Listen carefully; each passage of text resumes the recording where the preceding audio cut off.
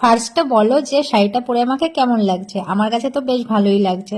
আর আমি সচরাচর খুব একটা শাড়ি পরি না, কিন্তু যদি কোনো অনুষ্ঠান, বিয়ে বাড়ি কিংবা কোনো পুজোর বাড়ি নিমন্ত্রণ থাকে তখনই পরি। তো আজকেও একটা নিমন্ত্রণ বাড়ি আছে, মানে পুজোর নিমন্ত্রণ আর কি, আমার দাদার পিসির ছেলের। এই যে লাল রঙের যে ফ্ল্যাটটা দেখতে পাচ্ছ চারতলায়, ওই ফ্ল্যাটটা কিনেছে, তো সেটারই গৃহপ্রবেশ হবে। তো এই জন্য আমি আর মা চলে গেছি, বাবা সবার আগে চলে গেছিলো। তো আমি এর আগে আসিনি, তাই বুঝতে পারছিলাম না কোন দিক দিয়ে উঠবো।